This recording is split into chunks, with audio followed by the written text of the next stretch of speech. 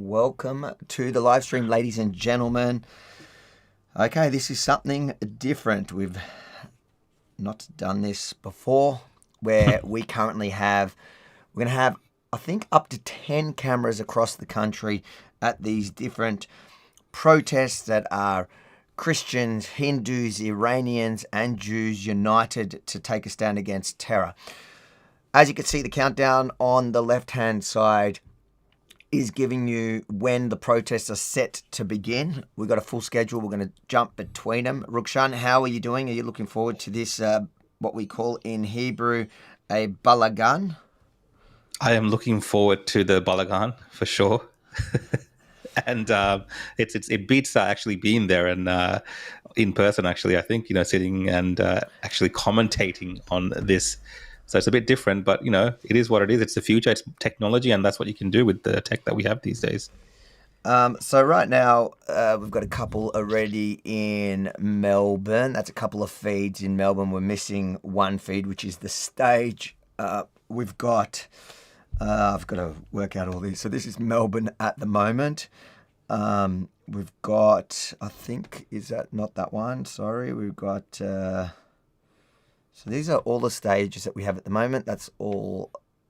That's just one of the. Still coming through. They're coming through, the callers. It's a work in progress. So, guys, for now, make sure to like, comment, share the stream. We've got about 12 minutes till it all kicks off. In fact, we've got a first video come through from one of our reporters on the ground as police were preparing. So I think we'll just play that as people come in. To give you an idea of the police response in Melbourne. Is that giving me sound? No sound yet. No sound. Hold on. Streaming computer. No. Oh, was there no sound in the beginning of that? No, there was sound. But... I don't know why it's not feeding it through. Okay, that's bizarre. Streaming computer. It is saying there's sound, but it's just not picking it up. That's annoying. Very annoying. All right, hold on, I'll fix that up in a second. We've got Sydney here, which I am assuming is Sydney roaming, it looks like. So let's just go with that. I'm not sure why we're not getting sound on this. That is confusing. I will take a look in a second. Let's just see what we're seeing now. So that's Melbourne, and that's giving us Sydney at the moment. Oh, awesome. Yeah, so if you could do it there, that would be great. Are you doing the stage?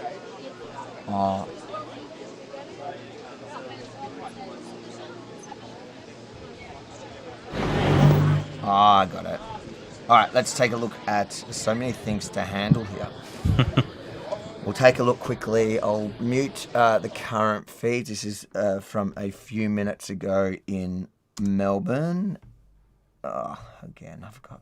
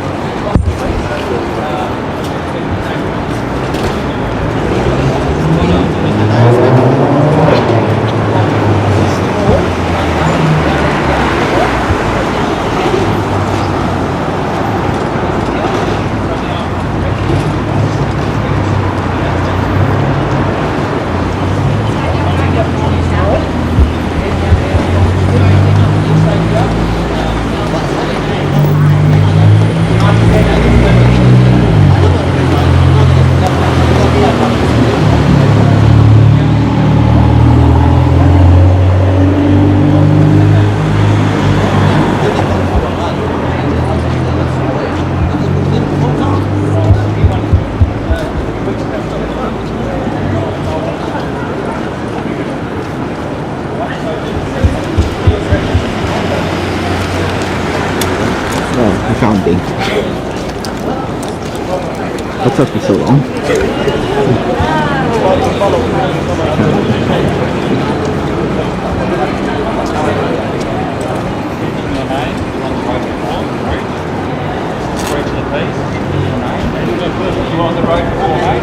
just give us the order. We're moving now. Yeah, no. You can collect it. You can collect it after the day. No. Hand it over. That's mine, man. You can collect it after today. Right? You've come here to bridge the piece. No, you man. can collect them at the end of the day. He just talked to us now. You can collect them at the end of the day. Stop Hand over demonstrating. your details. You're on the road. He's getting tickets for being on the road. It's my idea. Otherwise, you're going to Hand over your details. Let's go. And you can collect your property at the end of the day. Okay? Yeah, give me my You're here for one reason, to breach the peace. No. Yes, you are. No, he told me to move here. I move here. There's a protest down there that you can join. He come to tell me There is a to move protest there. down there. I'm going there. I told him I'm going there. And you can go down there. See No, I these understand things? that, but I want you to just stand over there for And me. you're welcome. Yeah, to you collect them can, at but the if you end get of me any further, Stand over. I know it's all good, bro. Right, so just keep a We're distance, taking a safe distance. Yeah. You've come here purposely for that. That's why you've come here.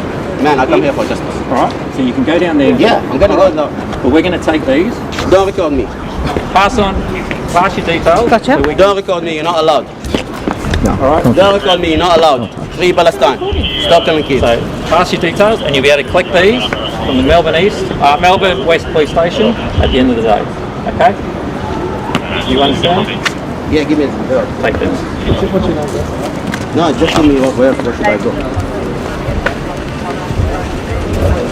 Okay? Hey, you can take one name.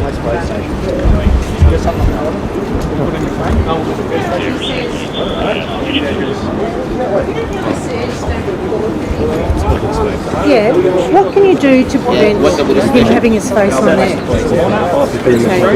Anyone's allowed to report you in Australia.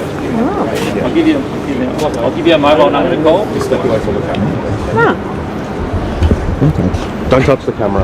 Step away. Step away from the camera. Step away from the camera. Okay, you got it. Just get the Melbourne West, get the police station. I'll let them know. Yeah, what's the mobile number, sorry? Mate, can you just move up a bit, just so you don't cause us grief when we're trying to do our job. Yeah, alright.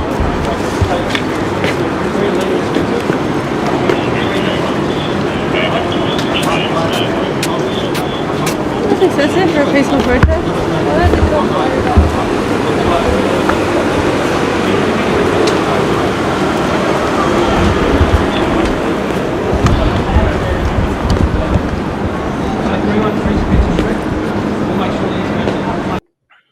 All right, there we have it. Police taking it seriously this time, which is understandable. Yeah. Okay, welcome everyone to the live stream.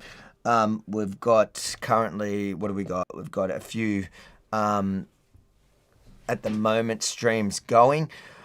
So welcome. There's about 5.5 minutes till the live stream starts. I can see there's almost 3,000 of you with us. Guys, it's up to you to make this go far and wide. This is we're trying something new where we can run multiple live streams across the country for one national event.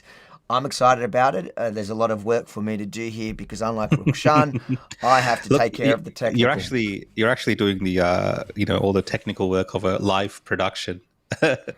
Single man by himself. I mean, it's quite impressive how far you've come from not being able to turn a computer on to now. Now doing this. I will unmute. So, we won't run all their mics at the same time, just because it's going to give us a massive headache. So we'll go. When there's some speeches or interviews, we'll turn on some of those mics. We're waiting for Perth to call in. So just for people at home, it's up to you guys to help us get the numbers. I want to hit 30,000 by the end of this stream. So you guys need to go out there and share this stream on whatever platform you're watching on. The comments that you're seeing at the bottom of the screen, they are from YouTube. So both my YouTube and Rukshan's YouTube. You can get involved in that conversation if you go to our YouTube, and if you chuck in a super chat, we really appreciate it. That supports, that helps fund what we do. So a super chat, but every single super chat we will read by the end of the show, just depending on the actual. Yep. Yeah, and I was going to say, it says the rally starting in like 3.5 minutes, but I think with all these rallies, by the time people set up, get things going, there's a bit of a delay. So we can obviously just have a bit of a chit chat as well during that time. I think for people that might not know what's going on, it's a united vigil against terrorism being held in all the capital cities across our states. Just to say that, you know, a lot of Australians, I think the majority of Australians has had enough of terrorism that is become a norm in our major cities, especially. And it's just people kind of voicing their concerns and standing up against that. I think I've got to just manage some of these audios. All good. We've got already a super chat, first super chat of the live stream. Thank you, not Bob Saget. That's up to you to read these, mate. Mate. Shout out to any hot dog heroes in the chat. Avi, do you see these being peaceful rallies or become mostly peaceful rallies eventually? Yeah, so I think you're referring to, if I'm not mistaken, many of the far left-wing rallies that are described as mostly peaceful because they never really are peaceful. So the media can't say mostly, they can't say fully peaceful, they say mostly peaceful, and they tend to be violent. I can guarantee you that this rally today united Christians, Hindus, Jews, Iranians. That's going to be a peaceful rally. We did see already earlier police moving on some Palestinians who were coming to disrupt. Again, all super chats will read, so thank you, not Bob, for that super chat. But I can see, Avi, like I've seen, even when it's a peaceful rally like this, and let's say the agitators do come from Antifa or any of these other groups, the media will generally frame it as, you know, anti-terrorism rally turns violent. So it depends how it will be framed in the mainstream media if there is some type of altercation or some type of group that shows up. But the rallies themselves, the whole message is around peace and you know, supporting and celebrating what it means to be Australian as well as you know, the rejection of terrorism in Australia, which is fundamental to our way of life, and we've seen that disrupted over a number of years now, and very poignantly in Melbourne just a couple of days ago. So it's very relevant, the timing that we're seeing this nationwide rally come about. And I'm interested to hear what the speakers have to say. Yep, so we're hopefully going to have, the aim is to have one on the stage and one roaming in each place. At the moment, we currently have one stage locked in. I think they're having issues logging in, but we'll see how we go. Brisbane's got the stage going. Let me just test something because these people are saying that they're having problems logging in. I'll get one of the audios working. So I think if I can see from the Brisbane video that's coming in, this appears to be photos on the ground. I think they're potentially victims of a recent terrorist attack. Those images in the frames that's being shown to us.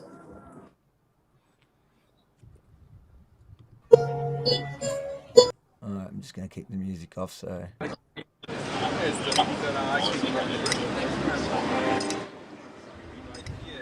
Okay. Let me test something.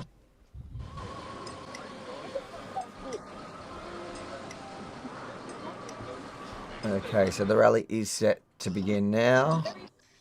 We can remove those.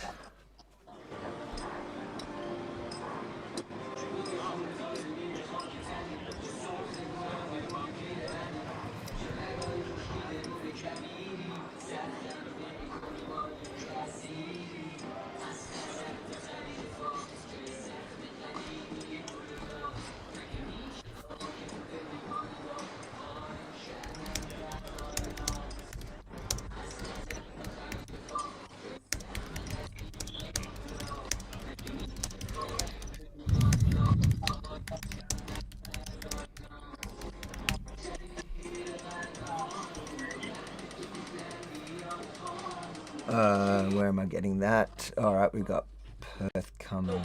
I'll come back to you, hey? Perth is in. All right, let's go. We'll put Perth as number 9. Okay. Oh, yeah, Perth is in. All right, so we've got now all the roaming cameras. I just want to turn the volume off one so we don't get into trouble for music. At this point, they're going to be running music, so it is what it is. So right now we're seeing all 4 states. Sorry, 3. I can't even. Who am I hearing? I'm hearing someone. Oh, that's Benji's. Oh, yeah.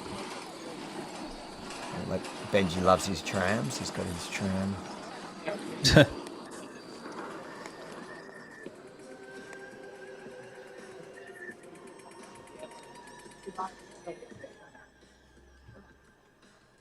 So guys, get involved in the comments on YouTube. So both mine and Rukshan's YouTubes. And obviously Super Chats, we'll be reading all of them, including a couple here now. Go for it, Rukshan. This is from Satiric Talks. Thanks for the Super Chat, mate. I'm Israel. Hi. Let Australia live. Yes, and guys, keep posting Israel Chai just to make Rukshan read it over and over. That way it gets clipped time and time again, and online he gets outed as a Zionist shill. Zionist shill, Mossad asset. Okay, who else have we got? We've got a few super chats coming in now. This is from Normal is overrated. Thanks for the super chat, mate. Write these references down and please research them. I wonder if your local members agree they are grossly illegal. Quran 654 children. Okay, 424 slavery, 434 domestic violence, and there's a few other references there as well. 812, 747. I think it's references to the Quran. This person's shared. I think they're different surahs or whatever they call them, verses in the Quran where he's saying they would probably go against Australian law. I understand what he's trying to say. Thank you so much for the super chat. I hope you're enjoying this stream, guys. Make sure to share it. All super chats will get read. We have another super chat here. This is from Thomas. Thanks, Thomas. Thanks to both of you for providing these streams. I'm sick and tired of these left-wing mobs using violence and hate to intimidate Judeo-Christian people in our country. I'm Israel High. I mean, just Friday, I actually landed back in Australia, and it was crazy just to see that the day that I landed on Friday, I was like, I'm back in Australia, because the first thing I heard about when I turned on the news was attacks on a synagogue, attacks on people at a restaurant, attacks at some other business, all in the name of, a foreign conflict to terrorize people in Australia going about their lives. And this is not who we are. It's become normalized. The police are not doing anything about it. We've had this, the Prime Minister comes out with these messages about, we reject all this. How many times has he read that same script? Because it happens over and over and over again, and nothing happens. It just keeps going like this. And I don't think it's at all helping this kind of idea about the melting pot of Australia, the diversity of it. All these things are being eroded by this thing that the police and the authorities here can't seem to be able to confront in a way that actually serves the interests of the Australian public, and that is to not have these instances being normalized, but they are. Yep, and I just want to point out, Thomas, again, thanks for the super chat. We'll be reading all of them. But when you say thank you to both of you for providing these streams, I just want to point out Rukshan did absolutely nothing for this one. I just turned up. Really appreciate it, mate. And here we go, another one for you. Doodle Noy, thanks for the super chat. Can both sides stop bombing children? Okay, Look, yeah. So you firstly, I'd say your moral equivalence is, check your moral compass. If you think collateral damage and targeting of women and children and butchering them and kidnapping them, remember that's how this all started. This conflict is the same thing as targeting terrorists who hide behind children and the children getting killed is the same thing. Then that's probably something you need to contend with. You probably have never lived in a war zone, so you wouldn't know. However, what I would also say is this is less about even the conflict there. This is about terrorism here on our streets. And this is a united effort between different communities, the Christian, the Hindu, the Iranian, all groups that have experience with terrorism. And they're warning to Australia not to allow it to come in. I think the timing is perfect because of what we've seen on the weekend. To be honest, any week in Melbourne would probably be, in the last couple of years, would be perfect timing because there's unfortunately been an attack on a daily basis. But listen, even your super chats that are ignorant will get read out here because at the end of the day, we're reading super chats. There you go, another one for you. This is from Zan Van Day. Thanks for the super chat. Thanks, Avi and Rukshan. You guys are awesome. How about asking Australians about what we want in regards to immigration? Yeah, I mean, all these things are kind of interconnected. Obviously, when Australians see, this is Hardware Lane in Melbourne, kind of like the dining district, area that people go to have a meal and enjoy their, Friday night or Saturday night with their families and just enjoy the lifestyle in Melbourne. And then to have that with these kind of mobs roaming the streets, yelling things about, foreign conflict, and then trying to storm a restaurant, smashing windows. It's just insane. It's just crazy. Like, we should not be tolerated in this country. Like, that is not what a civil society is. And the more and more that it's allowed to happen, the more it will continue to happen, because these groups have been emboldened. They have no fear of the police. They have no fear of the legal system. They know that they can get away with doing this, and they will continue to do it. And it only escalates to a point where I truly believe someone's going to get hurt or killed because of this.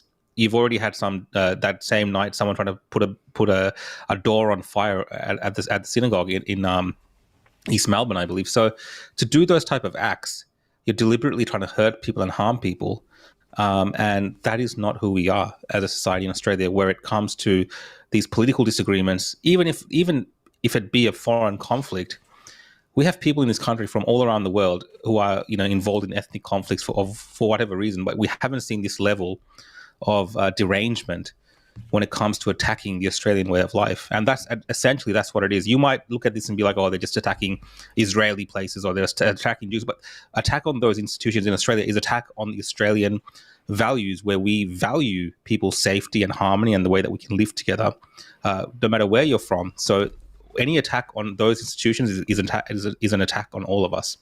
And I think that's why these type of rallies are important. Yeah, that's my thoughts on that. I think I have a technical solution for one of the stages. We'll see. Look, it's obviously they're running a little bit late, and we'll be here as they start. What's this one? This is from Mark. Thanks for the super chat. Islam cannot coexist with civilized humanity. I mean, that's a very broad statement, and some people have those sentiments. But you do see successful Middle Eastern countries cooperating with the West. You see now, I think I would have been somebody that once would have said that, but then you look at something like the UAE and you understand that there's definitely it needs to be what's the Abraham Accords? No, but what's his name? The Imam of Peace, who's been preaching for years about Imam Tawhidi, who's been pushing for essentially to progress the religion, a bit of enlightenment, like we saw with other faiths. Reformation, to reforming it. That's it. That's the word I was actually looking for. I don't think I'm going to be able to get his live up. I mean, look, there's definitely elements of a lot of foreign faiths and things like this which are not compatible with the West, but it's tolerated. But I think tolerance has to have a limit, and that is the thing. So, we're probably over-tolerant societies when it comes to tolerating things which are, dangerous to our way of life, if that makes sense, in terms of the values and the customs and the traditions, which are, things which are contradictory, but it's tolerated in Australia. And I think because those things are tolerated, there should be that mutual respect of tolerance to other people's religions and things. But necessarily that's not what's happening right now. I'm just going to check. Catherine's got a super chat. I'm sick of these idiots attacking freedom. I think she must be referring. I'm just pulling up, just checking if any of them have something going on. Yeah, doesn't look like it. No, they're all just still setting up, as you can see here. We've got another super chat. Benjamin Fairhall, thanks for the super chat. One day I watched Tony Burke explain why he banned Kanye from visiting Australia, warning us about Islamophobia. There were multiple anti-Semitic attacks. Go figure. Yeah, I get what you're saying. Yeah, it's very funny. The government often does that whenever they want to talk about anti-Semitism, attacks on Jews. Then they have to refer back to Islamophobia to kind of soften up their message so that it's acceptable to the voting base, the Labor voting base, which is obviously a big part of Western Sydney. That's what they rely on.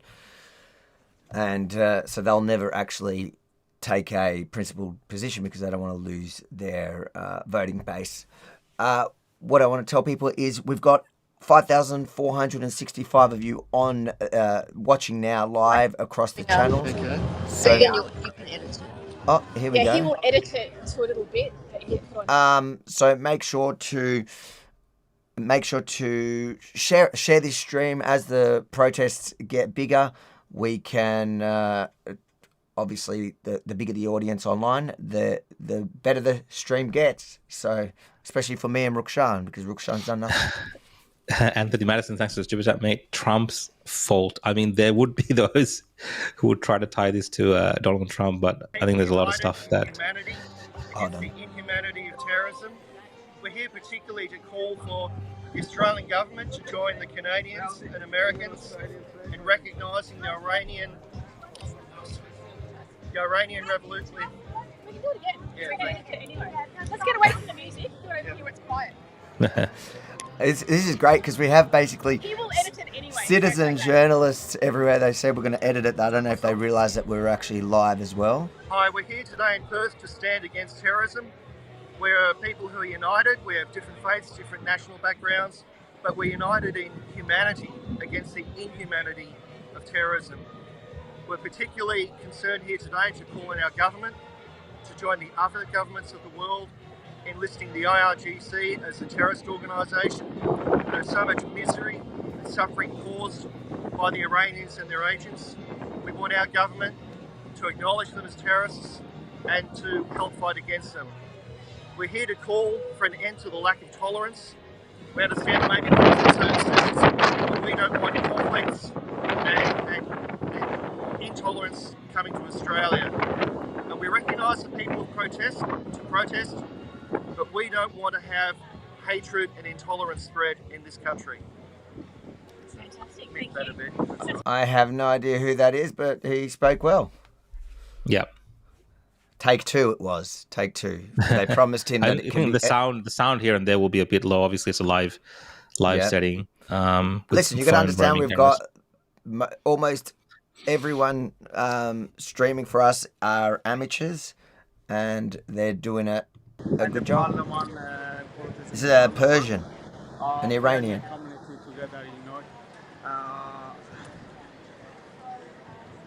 For Iranian country and Israeli country, supporting for freedom. Thank you for Israeli government, for help for Iranian, for freedom the Iran. Oh, God bless Israeli country. Thank you. Thank you. Cheers. Well, that's a Persian. That kind of. It's interesting to see that. What have we got here? That's all rhyming. I'm missing one. It's interesting when you see Persians, Iranians here, especially around the world, standing up and supporting Israel, because it seems like it's counterintuitive. Why would they support Israel bombing Iran? But a lot of them say, and they recognize that they're actually bombing the regime.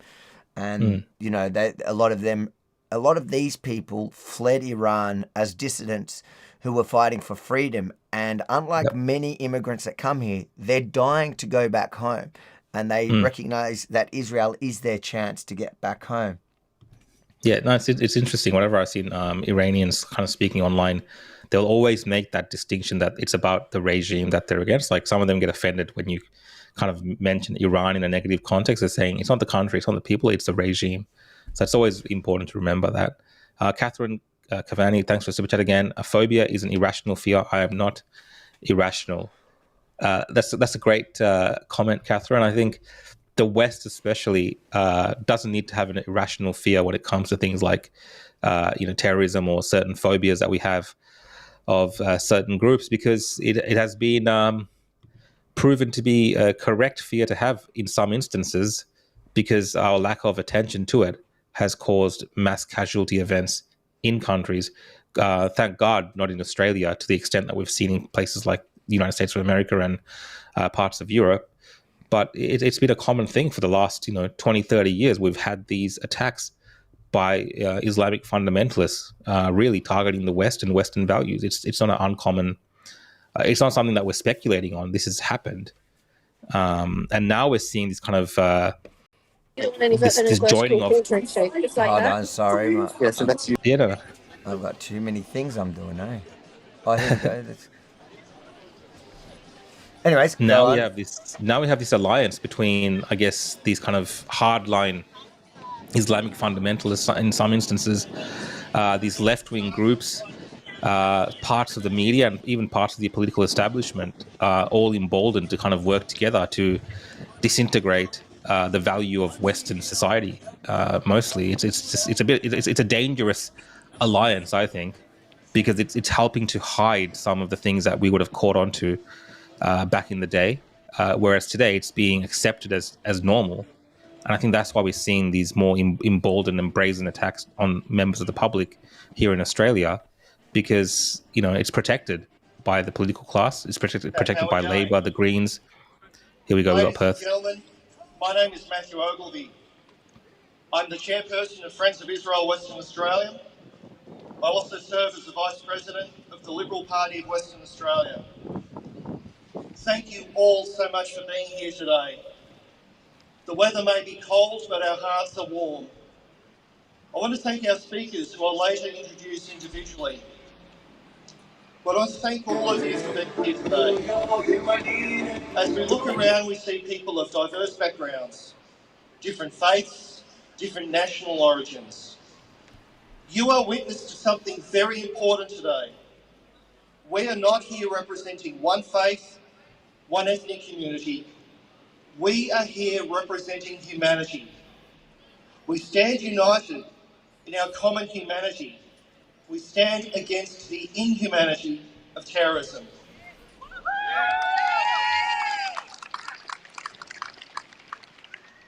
We stand here united in our commitment to the common good, against the evil and the divisiveness of terrorism. I want a special thank you to Minority Impact, the organisation that has brought us together. Minority Impact is a group of Australians from different ethnic backgrounds. They're fighting to bring back social cohesion and to stand against radicalism. Minority Impact is a grassroots organisation which, thanks to all of you, has become a national movement to stand united against terror. I want to thank all the organisations who have given their support to promoting this event today. I won't mention them all by name, but they're on the flyers, they're on the web information. But I do want to give a special shout out to Never Again Is Now. You may have received one of these flyers. There is another rally coming up on October 19th. Australians Against Anti-Semitism National Rally. I'd urge you to take one of the flyers. There's codes on there. Share the flyers, share the codes, the QR codes with your friends. Before I introduce our speakers, I want to highlight 3 goals that we stand for today. We want Australia to join civilised nations like the USA and Canada to list the IRGC, the Islamic Revolutionary Guard Corps, as a terrorist organisation. The IRGC... Let's take a look at. Let's see if. And as the minorities of Australia, here we go. We have a role to play in building a civil society Brisbane, is it? where everybody is Sydney safe now. and free. So Sydney. follow them on social, sign up, donate, and big shout out to Minority Collective, to Roz and Hava, and the team. And so that's great. Now, we here. And big shout out to Minority Collective. Sorry, I think we've got the live stream going. Okay, we are all about love and unity, and so this afternoon we are going to keep this super positive. We have a beautiful afternoon, and we're united together to say, as Australians, we all stand here against hate and for this great and wonderful country. And so it gives me great pleasure to introduce my co-MC for the afternoon, Kiran Sampath Kumar, who is going to lead us on. Thank you, Kiran. Woo! Thank you very much, Mark. Namaste, everyone, and welcome. It's genuinely very exciting to see such a large, diverse group of people coming together on a Sunday afternoon to stand against a united cause of terrorism. I'll be introducing our first speaker. Our first speaker is Ashwani Ji Takru, who was born and raised in the beautiful valley of Kashmir in India, where he completed his schooling. However, like many Kashmiri Hindus, he and his family were tragically forced to flee their homeland in the face of escalating terrorism. Growing up in Kashmir, Ashwani witnessed firsthand the brutal reality of this violence. Ashwani is a passionate advocate for peace and understanding and a valued member of the Kashmiri Pundits Association of Sydney, where he has previously served in various capacities, including the role of Vice President. Ashwani. Seems to be drama there in Melbourne. That's Melbourne on the left, yeah. I think there's someone that's trying to come in and cause drama. Yeah. While David Southwick there is talking, I'm trying to get the other Melbourne one, Lisa, to head to the stage. Podium. It's the only one we're missing a stage. In a free and democratic way. And for those others that have done the same, we share your pain, we welcome you, we love you, and we stand beside you. Thank you very much. That was David Southwick. We need Lisa. So there's one there trying to disrupt. You can see those are the peacekeepers that are. That's what's his name? Nick Patterson's group there. Nick Patterson's It looks group. like who are stopping her from disrupting. They always look like that. They either look like that or they look like terrorists. Josh's career in the arts has seen him land many different roles, specialising in musical theatre. What's being said in Perth? Let's head to Perth. Yep. I'm just. Oh wait, hold on. Let's just watch police. Yeah. Or we can make Melbourne big. Yeah, Benji. Let's just have a look. Telling you your reason. My reasons for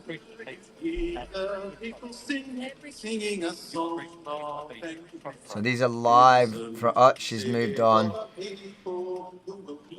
Just wants to enter the peaceful gathering for no. I wonder. She must have said something or something. She looks like she's carrying a camera, like some type of photographer. But there must have been something that she said. Of course. I don't think people normally care about that. All right, I'm going to try get the second camera, or I might get Benji to move to the stage, and then we've got that. But for now, what do we want to listen to? Perth? Share each other. We've got Christians, Jews, Buddhists, everybody. We haven't got Muslims because they had a stand over there and they've left, which is good. Wrong group. Sorry. Destroying, but we will not let them tear away our common humanity. Our thoughts are with our Melbourne Jewish community after Friday night's horrendous acts of anti-Semitism and domestic terrorism. We will continue to honour the memories of all victims of terror, and we will continue to pray for the release of all our hostages. We are resolved to keep advocating for an end to the oppressive ruling regime of Iran and all others who deny their own people basic freedoms. Israelis are tired of war, but they are not tired of fighting for peace. Anyone who knows the history of Israel will know that it has always actively sought peace, but time after time has been attacked by those who wish to annihilate the only Jewish state and the only democratic country in the Middle East. True peace in the Middle East will only come when those who worship death are defeated and when those who choose life are actually allowed to live it. I'm Israel Chai. Thank you. Okay. Thank you so much, Melanie. All right. Ladies Here we've got and the gentlemen, stages. I'd like to introduce Mariam. That's the stages, and that's the crowds. Done. From the Iranian community. Maybe if I can go off script Let's for a listen to Sydney a minute. Yep.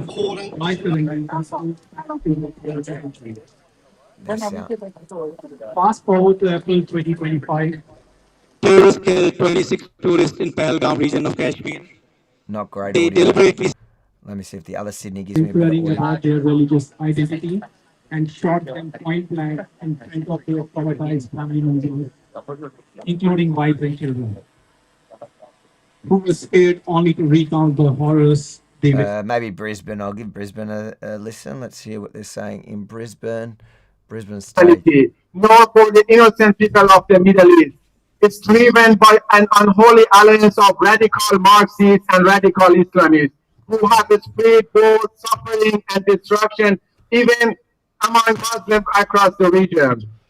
Iran, my homeland, was among the first victims of this alliance.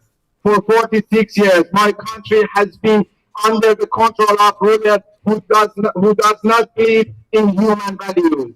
Using the wealth of the Iranian people, they have worked to export terror worldwide, and whenever brave Iranians rise up against them, they are brutally crushed. At the core of this ideology lies anti-Semitism and deep hostility towards Western values. Opposite to what they claim, these forces do not want peace in the Middle East. They exploit the suffering of innocent people to wage war against the West and undermine the very Australian values that have given us all a home. Chanting this to Israel or in India. There's another girl. For the last 2,000 years, our community has never been at any kind of confrontation. We can hear Benji yapping away. Unfortunately, we also share a very deep history of hatred that we have faced from the terrorists and people who support them. And also, we can't left to mention the far left-wing media. Both have left no turned up stone to dehumanize Jewish life, to dehumanize Hindu life. I remember when the attack happened in 2023 in Israel, when many of our Jewish brothers and sisters lost their lives. Many were kidnapped. A section of media, they tried to dehumanize Hindu life. I want to grab that other girl. They tried to portray able to hold those this. victims as perpetrators and the perpetrators as the victims. Hold this. And I must tell you that the grief that you have seen, you have undergone, the Hindu community stands strong with you. We support Israel's action against the terrorism. No matter what, Hindus are going to be the most pro-Jewish community in the world.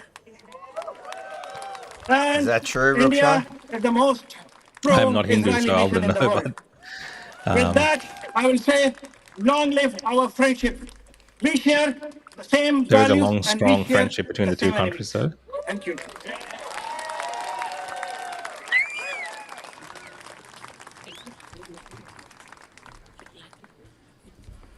Just beautiful, beautiful words. Thank you, Sarah. So I'm now going to introduce a lovely lady by the name of Karen. Karen was born and raised in Kibbutz Kfar Aza, one of the Israeli communities that was brutally attacked during the October 7 massacre perpetrated by Hamas. Her family was directly affected by the violence, and she has returned to Israel multiple times to support loved ones and a community shattered by loss and trauma. Karen personally knew many of the... Sorry, I'm just changing. Advocacy is deeply personal. She remains a tireless voice for justice, particularly for Gully and Ziv Berman, two surviving hostages from Kfar Aza who have endured over 600 days in captivity and are still there. Through national media across Australia, Karen has bravely shared her story to help Australians grasp the human toll of terrorism and the critical need for empathy, truth, and meaningful action. So everybody here, please let her feel welcome. Karen!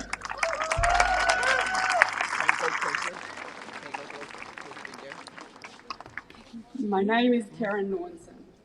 I was born and raised in Kibbutz Kfar Aza, a close-knit community of 250 families just 2 kilometers from the Gaza border. It was a place filled with laughter, love, and generations who built a peaceful life. Ironically, our community, proudly socialist, believed deeply in peace. We didn't just talk about coexistence, we lived it. As a child, I remember swimming at the beach in Gaza. My family believed in our shared humanity. For years, my father supported a Gazan family through the Road to Recovery program, helping bring Palestinians to Israeli hospitals for medical care. Even after October 7th, he continued to help that same family who managed to escape to Egypt so that their daughter could receive life-saving treatment. Never again Because is we now. believed in peace. Never again And even is now, now. we still believe Never in again humanity. is now. But on October 7th, 2023, at 3:30 p.m. Melbourne time, our life changed forever. I was in my lounge room in Melbourne when the messages started pouring in. Hamas terrorists had invaded our kibbutz, over 300 of them. I sat frozen, trying to find out if my family had survived. That day, 65 of our neighbours, our friends, were brutally murdered. 19 more were kidnapped and dragged across the border. My parents survived. My siblings and nephews survived. But many of my closest friends, people who were like family, did not. For months, I couldn't function. Each day brought new pain, another body identified, another life taken. But through that grief, a new fight began, the fight to bring our hostages home.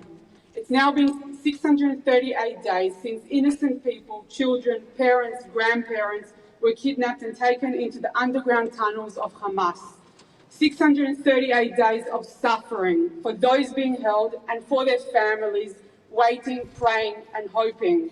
From Faraza, we're still waiting for Gali and Ziv Berman, beautiful twin brothers who live just 2 houses from mine, my neighbours. They're being held in cruel, inhumane conditions, and it could have just as easily been me or my family. So I ask you, what would Australia do if over 250 of its citizens were dragged from their homes and locked away by terrorists? Wouldn't you expect the world to stand with you? Instead, we've seen a rise in hate, domestic intifadas, a blurring of what terrorism even means. We've seen it before, the broken window theory, synagogues burned just 2 days ago on our Sabbath around the corner from here, Jewish schools vandalised, shops attacked, riots in Jewish suburbs, all in the name of an ideology that seeks to destroy the only Jewish state. Let me be clear, the hostages are not bargaining chips, they're innocent human beings. That's right, that's right. They're being tortured, raped, starved, and psychologically abused. Every single day they're held is a crime against humanity. And let me be even clearer. I do not hate, I do not seek revenge. We never wanted this. We seek justice, we seek humanity, and we demand the immediate and unconditional release of every hostage in Gaza.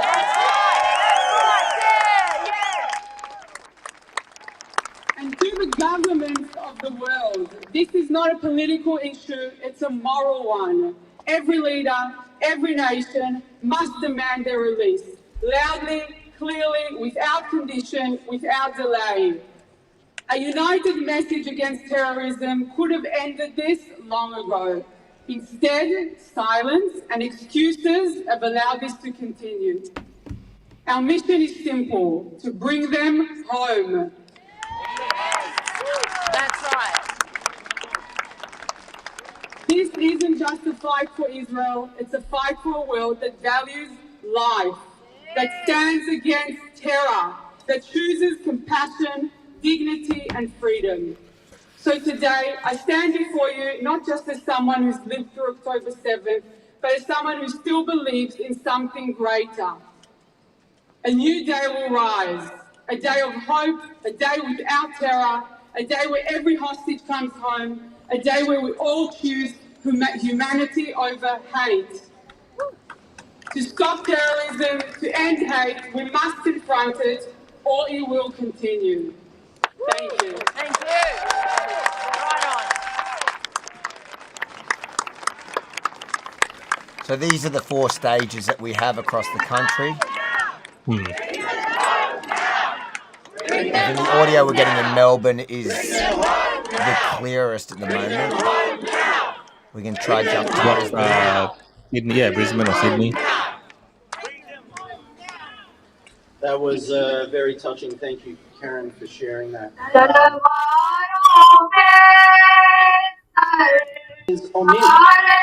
Omid has been a political activist for more than 25 years and is currently the spokesperson for Melly This Run, is the stages. a patriotic and These are the constitutional crowds, although organisation based Sydney's in Melbourne. crushed on us. Melly Run has held many events across the city, aiming to raise awareness about the true face of the Ayatollah's evil regime, including the IRGC's terrorist activities, the execution of innocent people in Iran simply for their beliefs or who they are as people, and the serious threat that this regime continues to pose. So, without me talking more about it, ladies and gentlemen, put your hands together for Omid!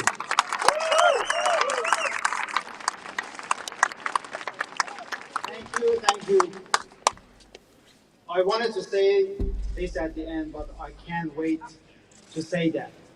Long live Israel, long live Iran, long live freedom.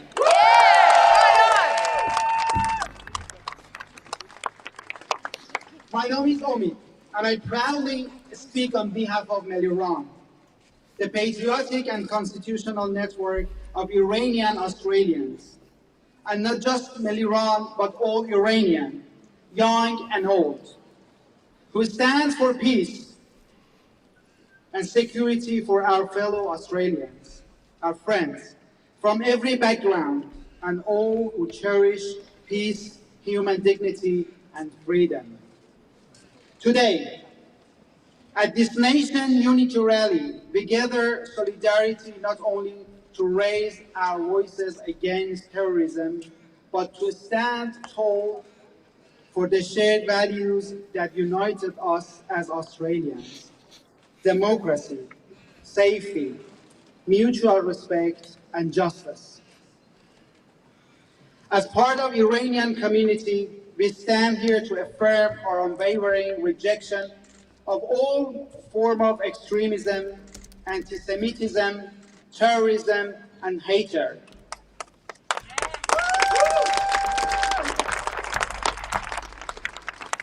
Whether through acts of violence on our streets or through state-sponsored terrorism abroad.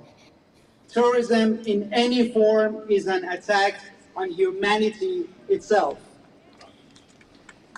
As Iranian Australians, our hearts are heavy with the suffering of our people back home in Iran. For more than 4 decades, the Iranian people live under a regime that suppresses basic freedoms, imprisons innocent voices, and uses fear as a weapon of control. The Islamic Revolutionary Guard Corps, IRGC, a military arm of the Islamic Republic regime who occupied our beautiful land, is not only a domestic oppressor, it's a designated terrorist organization that funds and arms extremist groups. Of course, before the British divided India, there was, of course, no Bangladesh or Pakistan. Today, Bangladesh is, of course, a Muslim majority population, and the indigenous Hindus of Bangladesh have been massacred in large numbers. They've had to either convert or they've had to flee their homes in Bangladesh and seek refuge elsewhere. 15% of Hindus resided in pre-undivided India, which is now known as Pakistan. And guess how many percentage is left now of Hindus in Pakistan? 2%.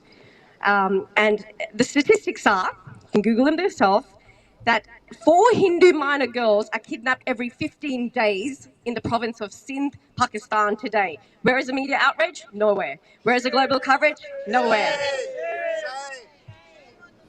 And people know that India and Pakistan have fought many wars in the past 78 years, of course, all of which India have won. But do you know why we fight these wars? Terrorism. We have come here united against terrorism, and in the last 17 years alone, Pakistani-based terrorist groups have been responsible for so many terrorist attacks. 2017, Jammu Kashmir. 2008, Mumbai, 170 people were killed. Mumbai, 2006, 7 train bomb exploding across, 190 people killed, 800 people injured. Mumbai, 2003, bombings in very famous areas, 50 Indians killed at least. And of course, all of these were, there was Luxury Taliban, which is a Pakistan terrorist organization. They had claimed responsibility for all of these attacks. And there's many more, including the Pahalgam attack, which was recently this year. Now, Kashmir is a Sanskrit word. The word Kashmir itself is a Vedic word for Kashyapa, the land of Lord Shiv. So Kashmir has been occupied by Pakistan unlawfully and illegally, and Jammu and Kashmir was, is, and always will be a part of India. That's controversial, is it?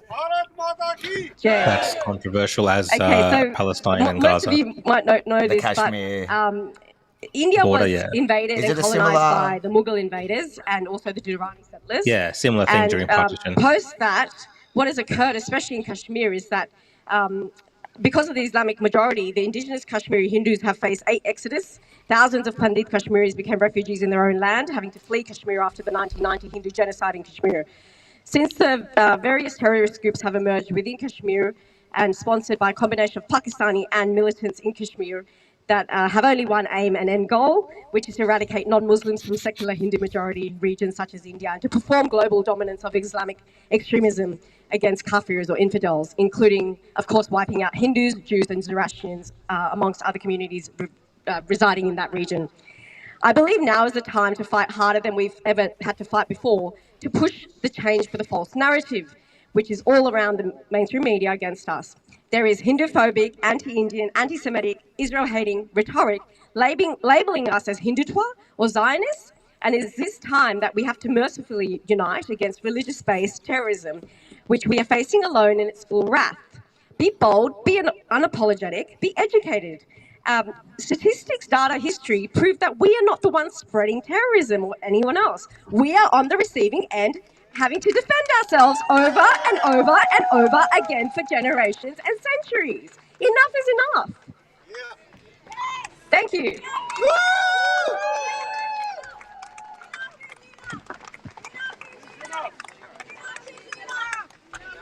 I'll move over to another one. What have we got? Perth.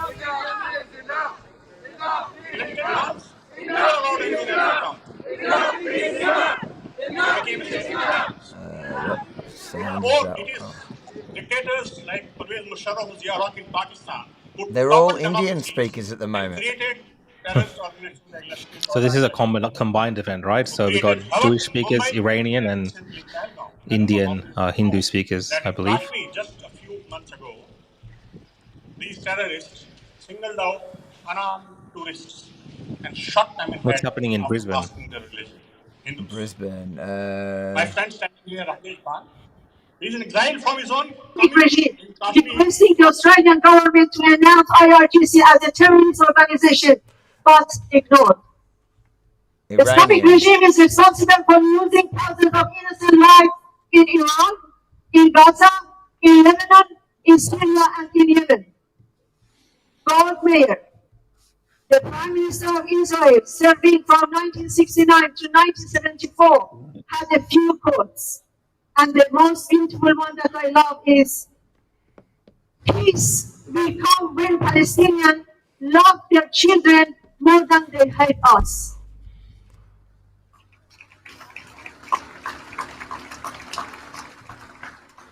Unfortunately, for the last 20 years, Hamas was in charge of education in Gaza. Instead of teaching love and humanity, the kids have been taught hate and become either murderers or martyrs. IRGC is the father of Hamas with the same ideology and eliminating whoever stands against their policy. Hamas uses women and children as human shield, even assassinates any Palestinian protesters.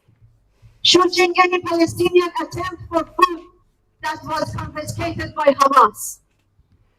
And in Iran, the Islamic regime has caused poverty, and whoever protests get arrested, imprisoned, tortured, and a high chance of execution.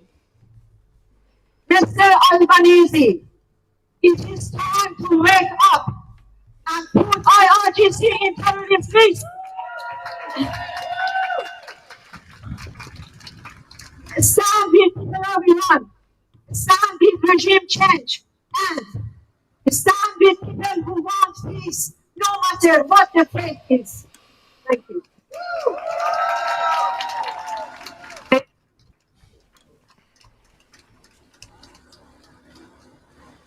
Okay, let's see what other. Let's go to Sydney. I'll go to Sydney. With the ones who are our flag, ones who jailed us for days. Someone's singing. Killed the girl for her hair. Who stole our wages, Fired our up, and voices. I guess the other people on the other side also getting So fired if up. you hear That's us been there. You can do some super I will chats if next you want to do the introduce super chats as well. Yeah. Colonel Michael Scott of the ADF. Michael has Okay, served we'll for listen over to 30 years as an Michael active Scott. duty I'm just trying officer to in get the Australian eyes. Army, rising to the rank of colonel. Michael is the founder and CEO of the 2023 Foundation, a global charity dedicated to combating anti-Semitism. October 7 and the resulting surge in global anti-Semitism deeply impacted him. Michael resolved that he would not be a bystander.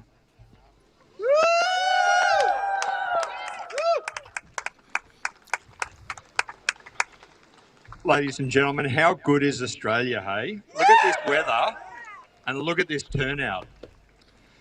Shalom, salam, namaste, and g'day. My name is Michael Scott. I'm the founder of the 2023 Foundation, a nascent global charity to combat anti-Semitism. Before founding the charity, I served for more than 30 years in the Australian Army, rising to the rank of colonel. My operational service included East Timor, Bougainville, Iraq, and 2 tours of Afghanistan. And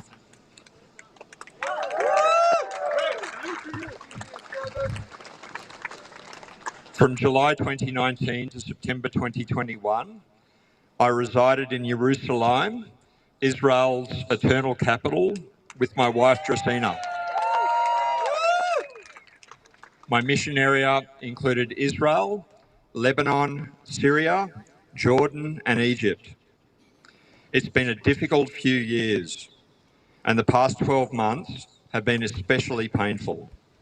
Indian and Iranian communities in Australia continue to face disturbing incidents of violence, intimidation, and foreign interference. For Iranian Australians, the threats are both local and transnational. In 2025, community leaders again raised alarms about regime surveillance and the harassment of family members in Iran targeted simply because their loved ones spoke out here.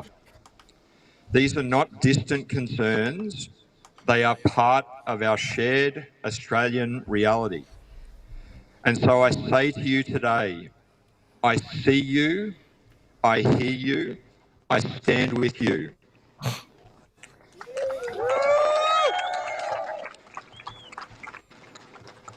I was not expecting the chance of Gas the Jews, F the Jews at the Sydney Opera House on the 9th of October 2023.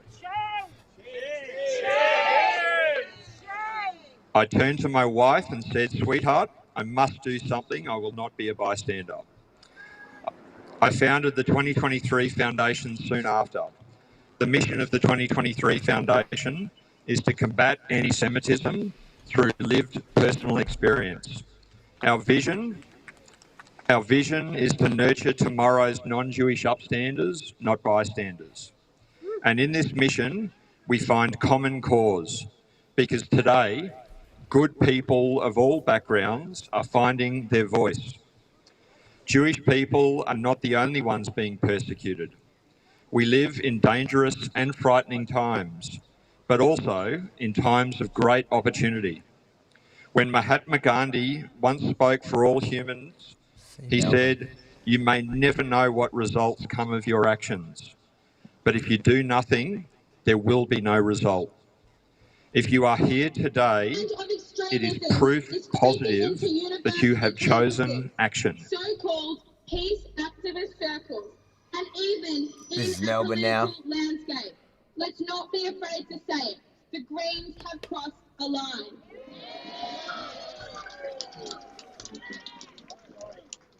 Being anti-Zionist is and always will be anti-Semitic. That's right. That's right. I used to go into the city with my grandparents on the holidays. I am now forced to tuck in my Jewish necklace. Jews are now scared to go into the city on Sundays. Enough is enough. That's it, yeah. This is un-Australian. It stands against everything that democracy, freedom, and the Western world believe in. In Israel, they're under constant threat from a network of Islamic terror organizations. Hamas in Gaza, Hezbollah in Lebanon, and the Houthis in Yemen, the regime in Iran. These aren't freedom fighters. These are extremists who murder, torture, and target civilians proudly. Let me be clear. The October 7th massacre was the worst crime against the Jewish people since the Holocaust. That's right. That was Jewish not orphans resistance. fleeing the Nazis reached Iran and then India. The British colonial authorities were reluctant to intervene, but the good Maharaja stepped up. He opened his palace. He fed the children. He educated them. He gave them dignity and love. To this day, a school in Tel Aviv bears his name. He didn't see Jews or foreigners. He saw children who needed saving. Ladies and gentlemen, that is leadership. Let their example serve as a call to action for us. We have agency. We must use it. Let me describe what I am doing. The 2023 Foundation is building a grassroots social movement. And I say to you here today, perhaps some of your community's brightest young scholars from Iranian, Indian, or broader backgrounds might one day travel to Israel on a scholarship provided by the 2023 Foundation to study, to work, and to experience, to bring skills, connections, and insights back home with you. As alumni of the 2023 Foundation, your success is my success. I will do everything in my power to help you succeed. We live in an Orwellian age of projection and gaslighting, where truth is distorted and lies are repeated until they sound familiar. It is my judgment that we are not yet at nadir.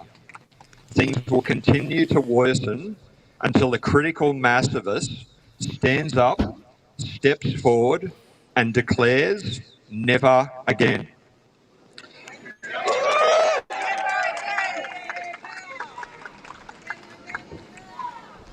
Ladies and gentlemen, this may seem like a daunting task, but take heart.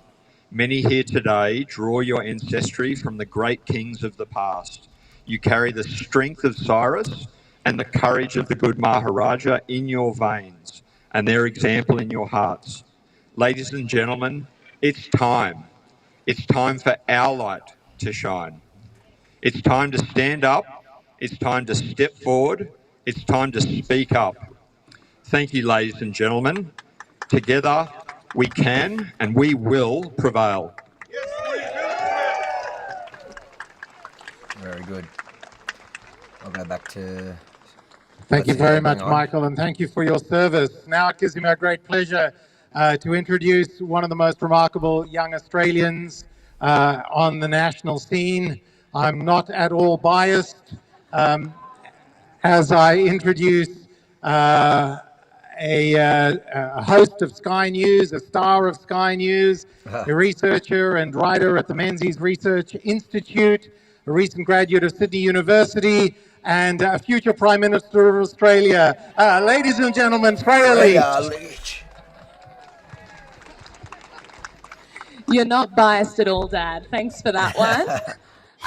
Well, thank you everyone for being here today. It is honestly so incredible to look out and see people that I've never seen before, communities I haven't had much to do with, to get out of our little bubble and into the rest of Sydney and to realise that there is so much that unites us, so much more that unites us than divides us. We are united by our love of people, by our belief in the dignity of human life, by our belief that nobody, regardless of their background, regardless of their religion, regardless of where they come from, should be subject to terror, to harassment, to persecution for who they are. So it's amazing to see the Iranians, the Indians, the Jewish community, and also the Christians. And I want to talk particularly about Christians. Today, 1 in 7 Christians around the world is persecuted for their faith. This year, already over 250 Christians have lost their lives to jihadist terrorism. 2 weeks ago, we saw a church in Syria bombed by an Islamic State suicide bomber. Whole families were wiped out. Before that, we saw dozens of Christians massacred in northern Nigeria by the radical Islamist group Boko Haram. Before that, we saw Christians in villages in the Democratic Republic of the Congo be slaughtered in their villages, children too. Yet the world is silent, yet people don't see this. But it is so good to see today. There is a recognition that we are united in our love of people and united in standing against the hate. And unfortunately, even in our own country, we have a government that doesn't want to call out hate. We saw on Friday night, 3 separate incidences in Melbourne. An attempted arson attack at a Jewish synagogue, the storming of an Israeli restaurant, and a separate attack, and then also at Chris Minz's office, people chanting death to the IDF. Yet our government goes, we're still determining the motive. We're still figuring out what's going on. We're not really sure. We stand against all forms of racism.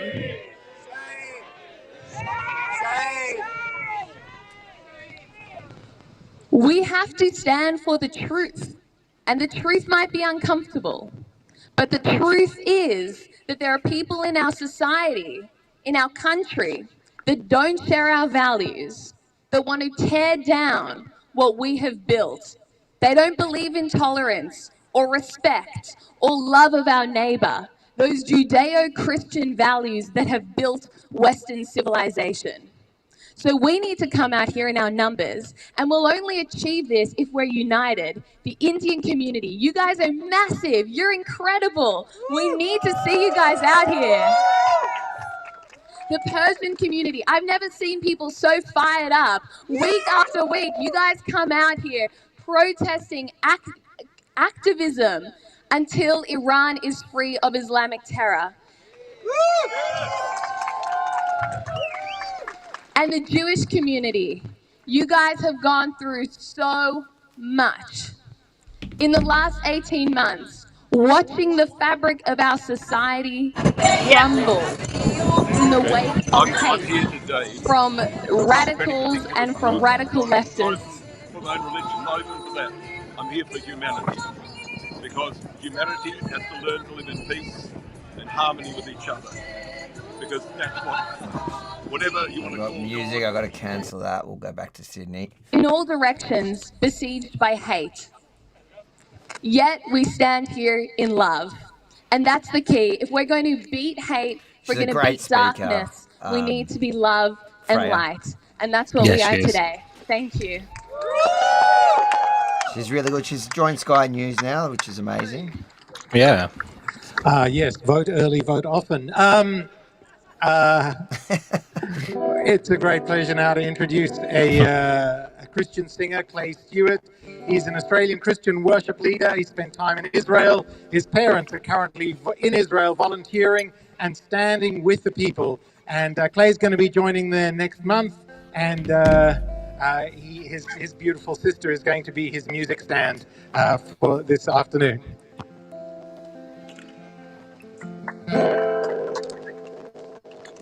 It's called Faith, Family, So this song and is Flag. from a We want to church I used to welcome go to for a anyone very who's long here time, but I today to be a rewrote it part a of little. that, who wants to see Australia retained as Australia and not overrun by dangerous Tamaki's. religions. Are you with that? Does that make sense? Cool. Well, with that said, I'm going to get my brother Dylan Oakley just to share the final part of our talk today. So let's give a round of applause for Dylan. Thank you, Pastor Samuel. Look, as an Australian who was born and bred, generational Australian, Aussie, with my children growing up in this nation, I'm greatly concerned to see the hate, violence, property damage, intimidation against particularly Jewish Australians in this nation, multi-generational Jewish Australians who have never had to experience that in our history. It does not belong in this country. By God, we need to stamp it out. Like some of our speakers have said, people flee from war-torn countries, places where there are ancient disputes that are resulting in racial violence, political violence, bloodshed, intimidation. You can come here and make a new life, but don't import that kind of intimidation and violence with you. You know, it was William Wilberforce, the great English reformer and parliamentarian, very instrumental in overturning slavery in his day in England. He said, "Let it never be known that I was silent when people needed me to speak." And today I think we're hearing a call. It's time to speak. It's time to be seen and to be heard. I haven't felt that call as strongly as when COVID came into this country and the tyrannical response to that virus that ripped and tore the fabric of our nation, that plundered people from their economic institutions, their reputations. But I hear that call again today loud and clear. It's time to be seen and heard. We're not going to let this nation, I'm speaking on the back of a Melbourne synagogue that was set alight with 20 people in it recently, a couple of days ago, a restaurant that was stormed, tables flipped over. Don't bring that kind of intimidation, violence, disgusting behaviour into this nation. Friends, the problem is, the concern I have right now is that we're in an information war, and people, even unwittingly, are becoming propagandists for terror organisations like we've heard about today. Propagandists for Hamas, Hezbollah, and the like, Iranian regime proxies. And without even knowing it, as they come and sprout their harebrained ideas, they're actually propagandists for a regime that is oppressing and responsible for the suffering of so many in the Middle East. I want to stand with Pastor Samuel Tamaki as well. I will be at the rally. I will be at the rally on the 2nd of August at Queen's Garden at 12 p.m. I'll be speaking there as well. We'll be linking arms. Australians, I believe Pastor Mark Leach will be there as well. There'll be others who'll come along to that rally. And together we're going to push back against this stuff that's tearing at our social fabric. God bless you, everybody. That was a good speech from Perth. We've got some water to hand out to the crowd. Look, I really know it's hard. Brisbane. If you want to, I think Perth is out, is it? Are they out? Yeah, Perth is out. I just changed it to over here. Nick is going to start handing out bottles of water. Where should I go to? All right. You want me to go to maybe? I think we'll do Brisbane still, right? Yeah. Get up that's there. what we're listening to. Yeah. All right. The next Melbourne speaker looks is someone with a profound sense of justice, unity, and reconciliation. who has felt deeply the attacks on the Jewish people, including Gave you a Jewish sneak peek Australians. about what's going to come, so I hope you're all ready, Desiree because was when we raised in sing apartheid South together, Africa, and she witnessed firsthand the destructive impact of systemic racism and segregation. Desiree describes herself as an average, everyday Aussie who loves baking and cherishes her family and community. My friends, I can tell you right now that there is nothing average or everyday about standing up to widespread hatred, racism, and intolerance, just like everyone here is doing. That is not average, and that is not everyday. Desiree is one of our biggest supporters. She is one of the most humble human beings I've ever met. As a Christian and a committed Zionist, welcome, Desiree.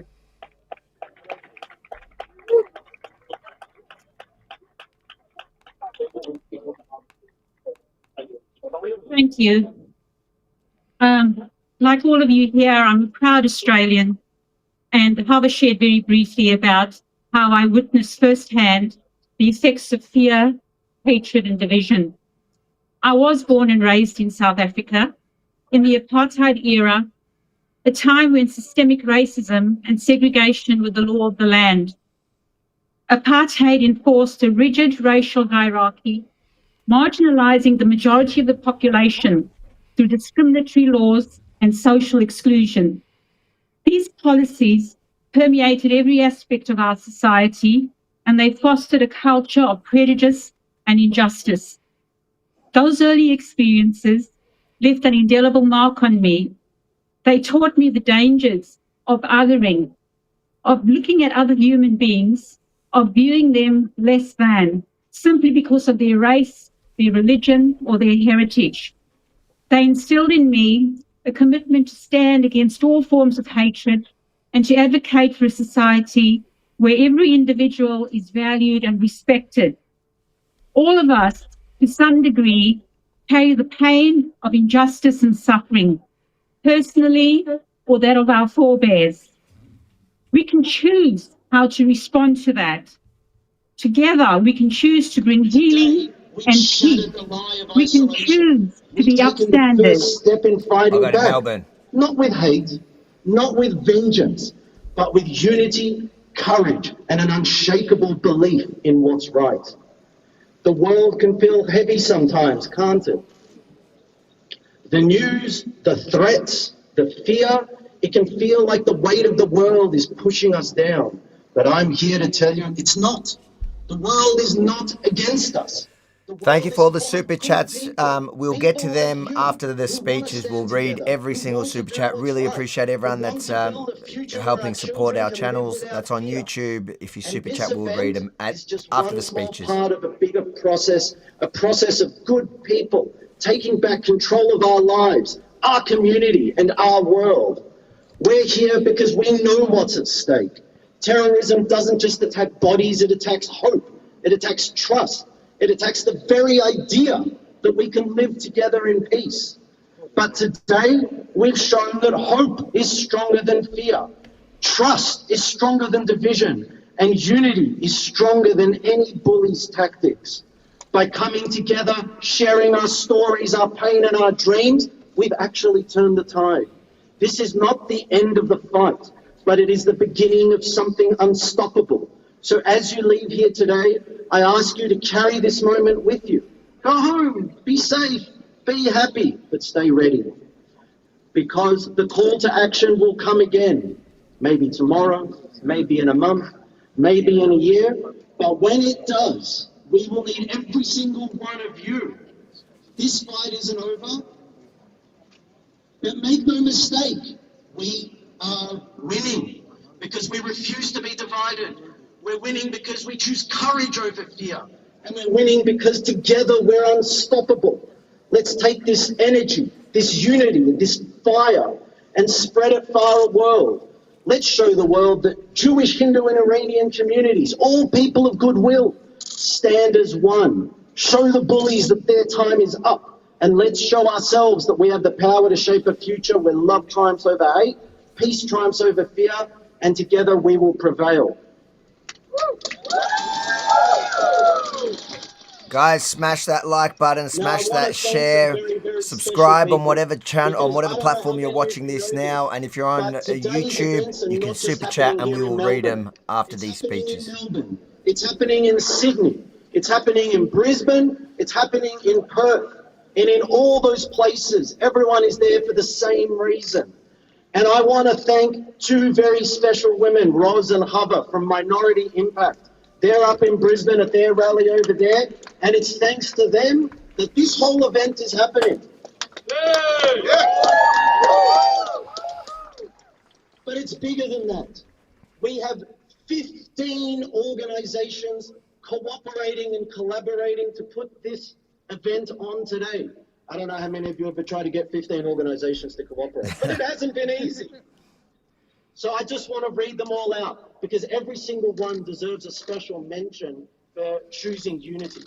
Minority Impact, J United, the Lions of Zion, AJA, the Friends of Israel WA, Never Again Is Now, Iran Novin Party, Mel Iran, Mere Iran, sorry if I didn't say that one properly, Hindus of Australia, the Hindu Council of Australia, the Australian Hindu Association, the Queensland Jewish Collective, and the Iranian Constitutional Monarchists WA.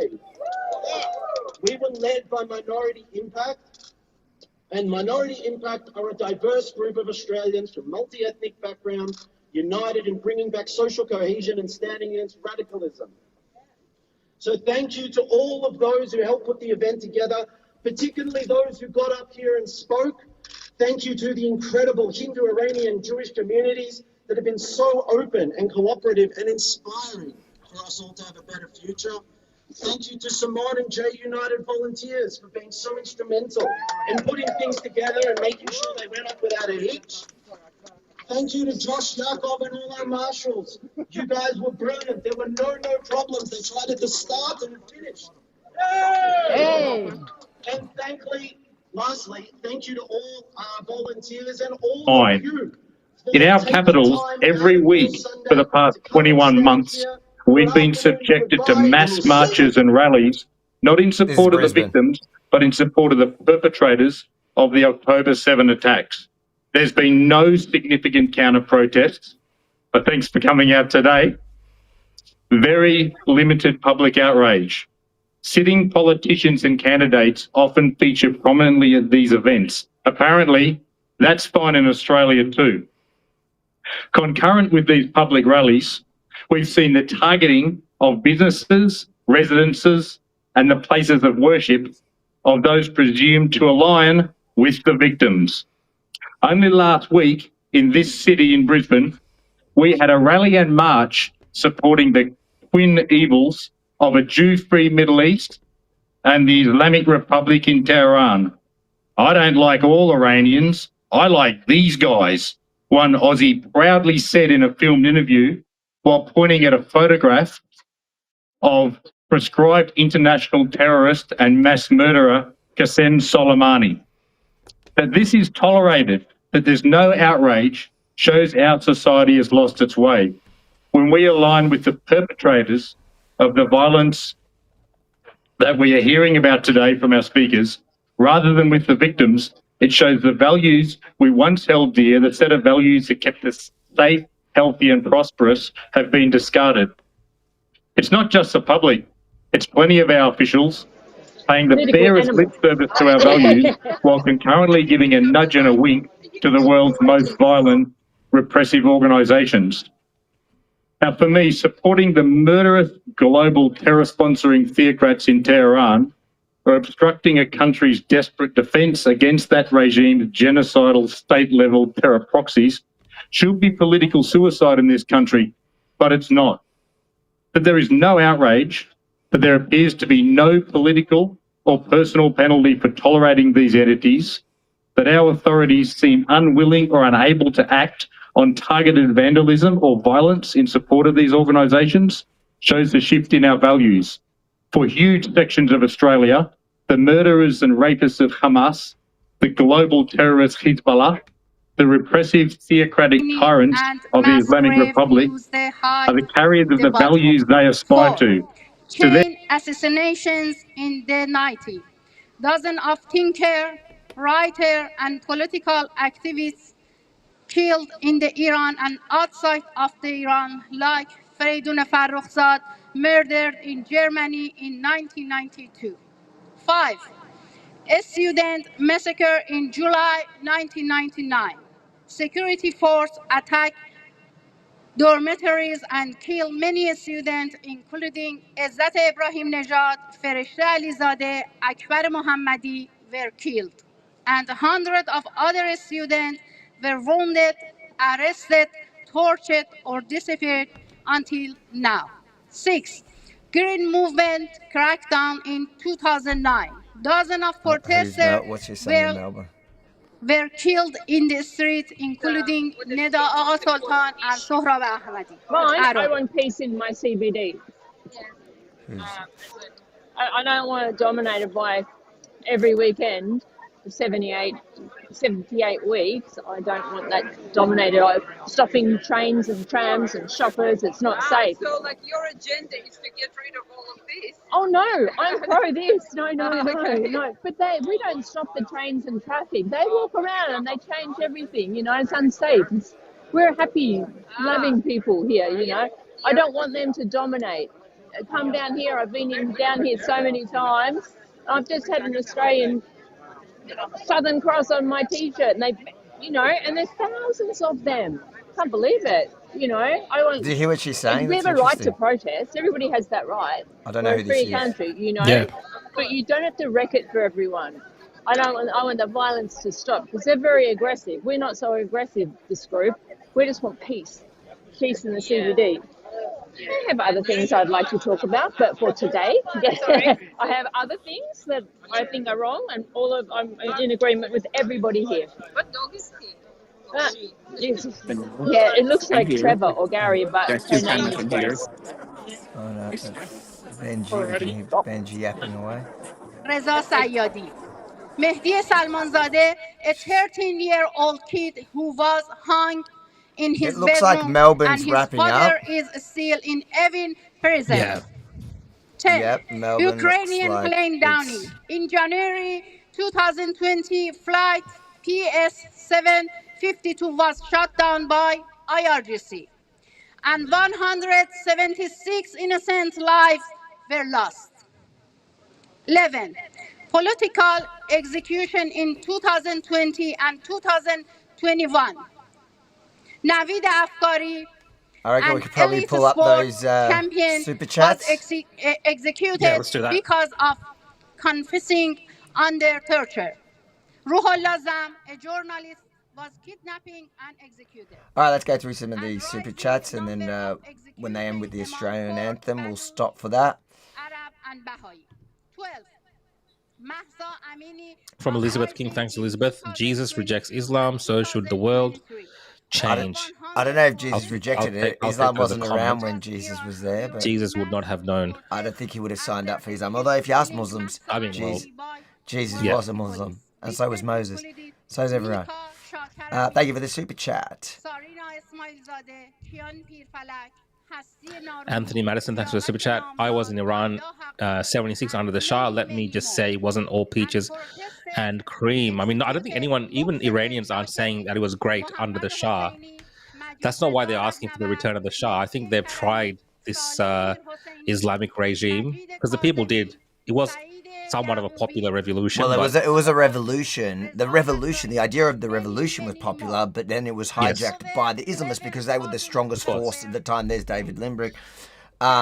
Yeah, look, I think also, because towards the end, the Shah tried to, because he was authoritarian, and then he tried, when it looked like he was losing power, he suddenly decided to take a more liberal or less authoritarian approach, and it was just too little too late, and the people hoped that they were going to get freedom. That's what they tried to get, and they didn't get freedom. They got Islamism.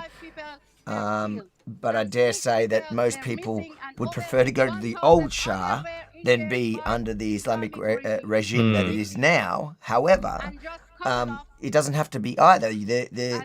The whether it's the whatever his name is, the Shah's son, Pahlavi who is Shah. a very who has learnt the lessons and is a very Western, liberal, free kind of person. He seems. Yeah. I think it won't be the same. Yeah, and I think the proposition was for a interim type of role for him, so they can have democratic elections. But it has to come from the Porky, people. Has to come from the people, of course. Porky, thanks for the super chat. Islamophobia, meaning the total rejection of Islam by the people of a peaceful nation. Australia will never fall to an evil Islam. God bless Israel. Look, I think if you look around Europe, there are certain places that are falling to extremists that are being brought in by, I think, either naive, ignorant governments or feel-good leftists who don't realise they're going to get eaten first. Yeah. This is the thing, right? So you kind of look at, in the past, you would have seen like, oh, maybe you have to do terrorist attacks to subjugate people in the West. But you can just be submersive, and kind of instill your own ideological values within that society and take over the, principles and the values and the virtues of the West just by doing that. So I think the tactics have changed a lot in terms of how they try to intimidate and control the West. Have I got a few? So there are many, many, many victims of terror. There's a website that tracks jihadist terror attacks. When last I checked, since the attacks of 9/11, in the last 25 years, there have been close to 50,000 individual Islamic jihadist terror attacks on communities around the world. Wherever you find jihadis, you find terror attacks. This is an assault on our common humanity, and it is a battle. I know it's 1400 years, but I'm just giving you the numbers for the last 25 years in our lifetimes, because this is something that is not going away in a hurry. We need women and men and boys and girls of courage to unite and to stand together in the face of evil wherever we see it. And we need to encourage our government to stand and see the evil and call out the evil where it really exists. So we're all concerned about what's happening in other parts of the world, rightly so. But unfortunately, we can't change the Middle East from here. But what we can do is take actions to make sure Australia remains a place of peace and security for every single person, irrespective of race, color, culture, or creed. We are an amazing country. We're a country of migrants. If there are any Indigenous people here, you beat us here, but the rest of us have all immigrated, and we love this country. May God bless Australia and everybody who lives here. And we are going to now join together in singing the Australian national anthem. So I'm going to invite Leah and Hilton to come up and lead us as we stand and sing one anthem.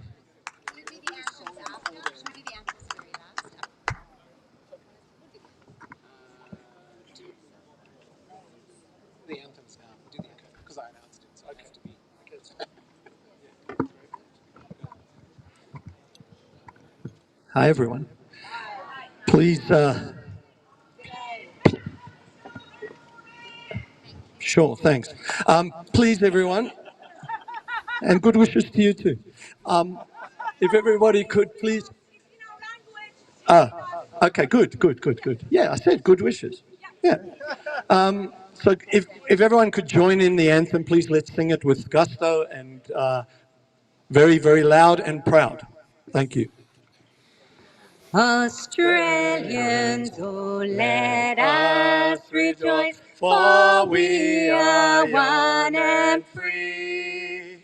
We've golden soil and wealth for toil.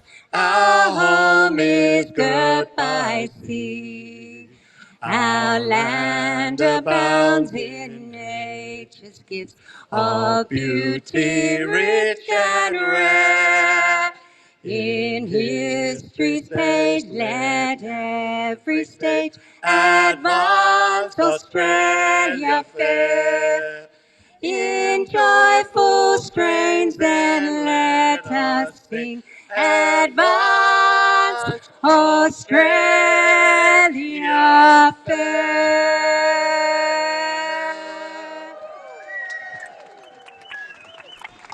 Oi, oi, oi!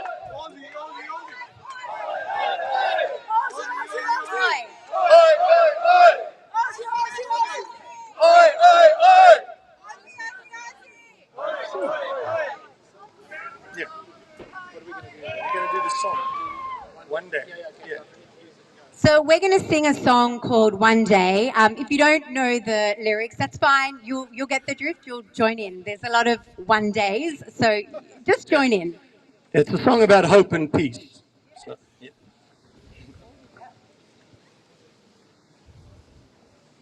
If our tech works. Control volume.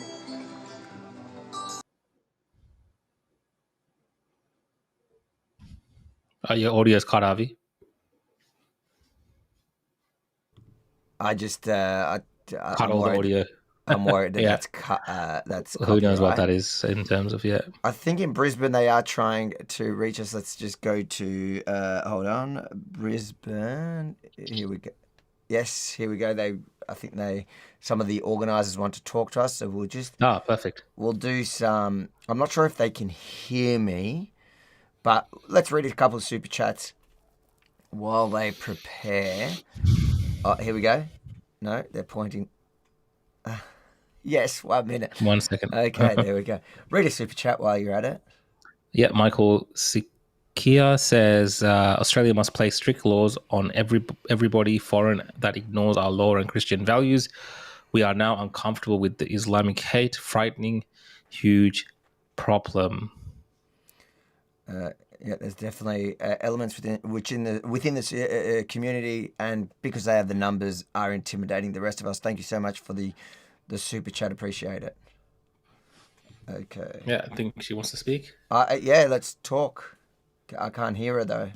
We can't hear. Check to get the Brisbane audio in. Oh, 1 second. And you switch. Yes. Yeah. Yep. What about me? Okay, I think you need this earphones. Yeah.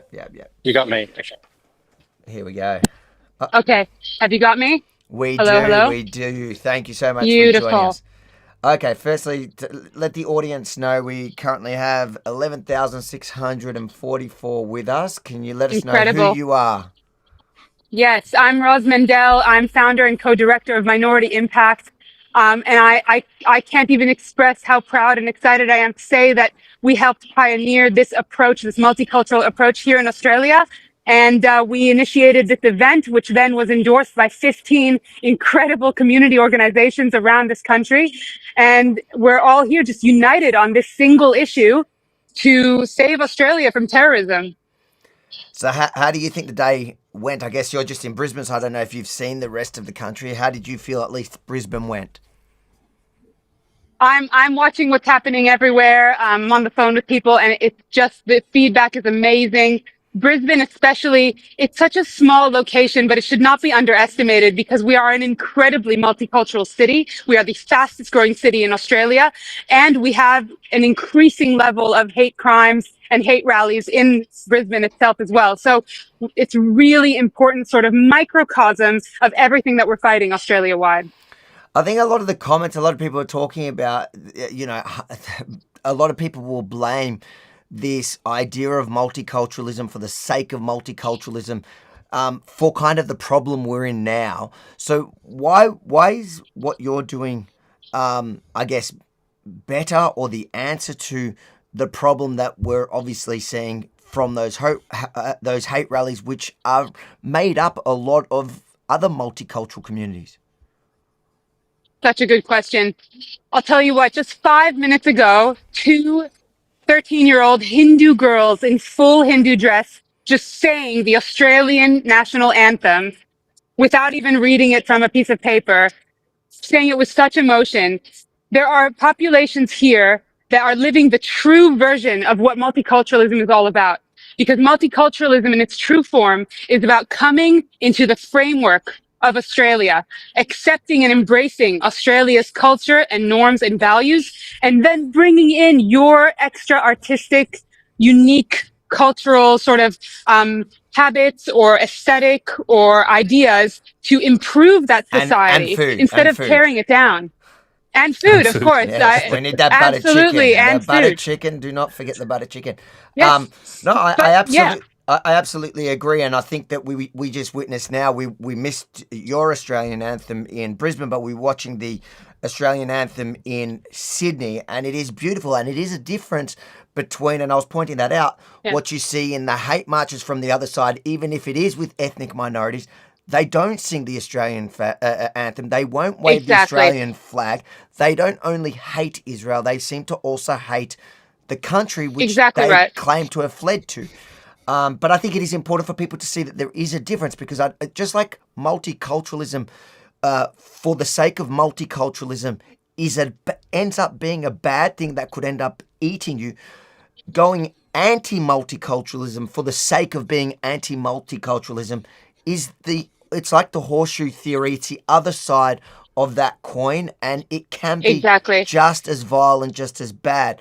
I think what we need. I'll tell you what, it's actually the other side of the coin of what terrorism causes, because it causes such fear that then there's this whole segment of the population that are unable to see the beautiful parts of what multiculturalism can bring, and that it's from the same source. It's all from terrorism. Absolutely. Now, a lot of our viewers wouldn't know your organisation. Where can they find you if they do want to get behind what you do and know about future events and want to actually be there physically next time? Where can people find you? You can find us on Instagram and Facebook under the name Minority Impact, or you can find us at minorityimpact.com.au. We are fairly new. We were this little grassroots group in Brisbane. We did some really aggressive campaigning against the Greens in the last few elections, you may have seen, and we had a modest part in taking them down. And our whole thing is... to be fair, I think they had a big part in taking themselves down, but that's true. Thank you for we being helped a part of it. project it. Yeah. We amplified it by telling Australia that they support terror in those simple terms. We put that on billboards with our multicultural faces on billboards, staring people down in traffic. It was very exciting. But I will say that we are all about building bonds in a deeper way. So not just a handshake, not just a rally, but building a relationship that is mutual, that is two ways, and that is public. And what you're seeing here today is actually just an external reflection of all the work we've been doing behind the scenes to bring these communities together over the past 2 years. Well, fantastic. Thank you so much for what you do. Thank you, Abby. What's your message to those watching at home now before we leave you and wrap up today's live stream? Don't underestimate the power of building generational bonds. I really feel passionate that our different communities who share these same values and lived experience of terrorism, and again, this spans every religion and every kind of culture. It's just a matter of how brave people are to actually stand up and speak out. Start building those bonds and help people feel safe to speak out. And because change can only come from within a community. It will never come from top down. It will never come from a politician. It can only come from within. And I even mean those communities with the highest levels of radicalism. Absolutely. Yep. Well, thank you so much. It was a pleasure. Thank you. A pleasure to watch. And again, just last time, where can people find you? minorittyimpact.com.au or Instagram and Facebook, Minority Impact. Thank you. Thank you so much. Appreciate it. Thank you. Namaste. What have I Namaste. got? Namaste. I like it. 1 second. What have I got going? Let me just get the Benji. We'll get that. That's the last people leaving in Melbourne. I think Sydney's done now as well. Let's read the super chats. Let's finish the super chats. Yeah, bring them on. Yep, I'm going to bring them on. Let's do the last super chat. Okay. We got to get someone. I think she's about to speak to the camera. Let's turn that volume Let's listen in this. Okay, talk. Hello. Abby. How you doing? Abby, g'day. Love you, man. I appreciate it. Can I? We can mute them. We can mute the mic. Mute them Can while I flip the back? Can I flip it? this is. Let's not hear. Read the super chat while he tries From to Jay flip. Good, thanks to Super Chat. Jay, I'm so glad to see a protest against that which mainstream extreme left supports. There are injustices on both sides, and Israel suffers too. That's interesting about the mainstream extreme left. You don't see them with these multicultural communities, the left coming in on board to, support Iranians, for instance, against a regime. It's very telling of where their ideological leanings lean towards, which generally tends to be towards things like communism and Islamic terrorism, which is very telling about the left. All right, we got Benji's face. Warning to everyone. Can you hear me? We can hear my you, God. Benji. How are you doing? My Say- name's Sophie. I spoke at the rally. I'm a 15-year-old Jewish advocate, and you inspire me so much. I appreciate it. I think we actually cut to you for a bit. We heard what you were saying. It was pretty powerful. Oh, Do you want to summarize it? We've got about 12,000 people here across our platforms live. What's your message?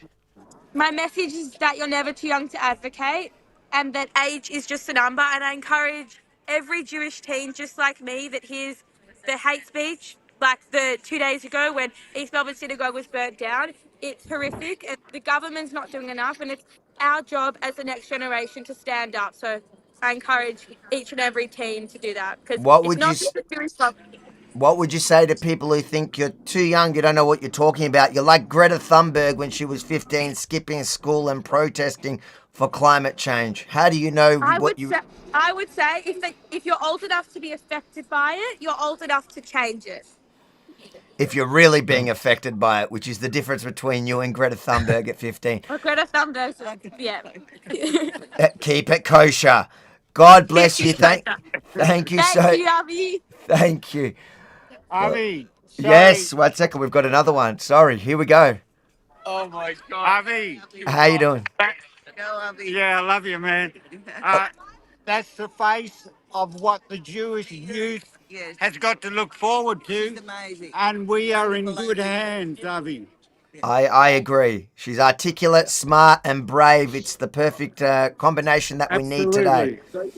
Keep up the good work. She's fantastic. And you keep up the good work. Is it your daughter? Is that your daughter? Or is that no related? No, okay. Well, it's my brother's Oh, your granddaughter. niece. My brother passed away. Sorry. And it's my brother's granddaughter. Your brother's granddaughter. Well, he would be super proud, I'm sure, if he was alive today. He'd be looking down with pride. Yes, I'm sure he is. I'm sure he is. And he would be supporting you like you wouldn't believe. He sounds like a top guy. All right. You're a great man, Avi. You're very brave. Thank you, guys. Brave. Thank you. Take care. All the best. I'm Israel High. I'm Israel High. Benji, let's get Benji. Benji, how was it? You should have called me just now because there was a couple of drive-bys that happened from police. It happened so quick anyway, but I feel like they're about to show up now. They're gonna pick off. So stay people there. That are leaving. You stay there. I'm gonna stay here for a few more bit. Yeah. Have you got your 360 going so we can actually see when you get shot from all angles? Yeah. It's definitely rolling, man. It's definitely rolling. All right, we're going to keep you on here. We're going to read some super chats and hopefully we get to witness some action while we're here. Let me flip my screen. Why? We want to see it hit you in the face. I'm ugly, bruv. I don't. We should mute him. Okay, let's read these super chats. It's from Jay Good. I used to work with Michael Scott in the army. I wasn't expecting to see him there. Oh, yeah, that was the colonel. that was speaking in Sydney. We saw him speaking. Correct. Here we go. There we go. He's turned it around for us. You don't need to see my face, bruv. I'm ugly, bruv. No comments. Yes, thanks for the super chat. Brett Norman, welcome. G'day. Thank you for the super Brett. chat. Here we go. A nice big super chat. Go on, read Lara. Thank you, Lara. Laura, thanks for the super chat. Laura.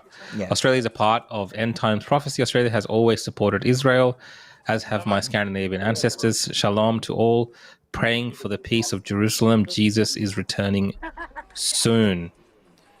So bit of history and biblical meaning and prophecy there as well. Laura, really appreciate the super chat and the support. Thank you so much. And it's great to see real Christians out there standing for what they really what they believe in, what they've traditionally believed in, and not joining the mob in twisting biblical scripture in a weird way to somehow join the mob, which we've seen so much of recently. So thank you so much, really from the bottom of my heart, Laura. Jimmel, thank you. Thank you so much. We got Benji there chatting up girls in the background. All right, and another super chat from Archie. Go on. Archini Gamage, thank you for the super chat. Let this just be the start. People are waking from their slumber. As a mother of two, I'm ready to be uncomfortable to save our beautiful Australia for our children and the generations to come. Look, I think, people are definitely speaking out more because we are seeing these kind of incidents become more brazen and just attacks on everyone in the country. I mean, no one should be attacked in Australia for their ethnicity or their beliefs or their religion, anything like this. But I think more and more people are waking up to it in the sense that it is affecting the harmony within our cities and our way of life here in Australia. Agreed. Thank you for the super chat, mate. I've done it again. Look, I've done pretty well for managing all the technology today, mate. It's not been bad. We've got Cruel Intentions. Thanks for the super chat again, mate. Australia needs to be multi-ethnicity country, but the only culture needed is the Aussie culture. I tend to personally agree with this view that it's okay to have a multi-ethnic society. I think that's what they were getting at. I think it's just like people's understanding of those terms. So I think what the organizer was saying is like, how beautiful is it to have all these different cultures, but like these ethnicities. So bringing their good with them and the things that they can share with the rest of the Australian community, not to impose it, not to demand any, just to go, hey, this is like where we come from. And then embracing the Australian way of life, which is, the laid back, no worries, g'day, how we doing? We are Australian first, together as a community, and not bringing in those age old hates that you've tried to flee, and that's kind of the point here. But I agree. It's just hard because people use different language sometimes and they mean the same thing. When you're politically active and you're a political machine and you care about, you focus on this stuff all day, these words mean specific things. But to the average, Australian Indian or Australian Jew or Australian whatever, that they're trying to articulate the same thing that you actually believe in. Yeah, of course. And it comes out, it doesn't sound I think the limit should be art and food. Really, that should be the limit of cultural additions from other. And people are free to practice whatever they want and to dress how they want. I'm just saying, just in general, in terms of infusing with everyone else, that's what we can all kind of have a general understanding of. The other things are, just because something works overseas doesn't mean it works in Australia. And I think people have to get out of that mentality, like, where our countries, if it's so great, go back. You know what I mean? There's got to be that kind of exactly. There's got to be that. Exactly, and I think and I think it's important to note what the difference between the two rallies are here at the moment is people are saying we just want to be safe in Australia, and what we're seeing, the scenes that we're seeing, especially in Melbourne, where just over, you just have to look. It always tends to be one day away, 24, 48 hours ago, where. People sitting at a restaurant, and I bet you most of the people sitting at that restaurant on a Friday night, just enjoying an evening out in Melbourne, probably had no idea the restaurant owner was even Israeli. They probably had zero idea about any of the politics that these people were putting on a place to go out on a Friday night, and then they became subjected to violence. They got subjected to harassment, which escalated into violence. Because we've imported this kind of hate, and also in the universities we've kind of manifested this,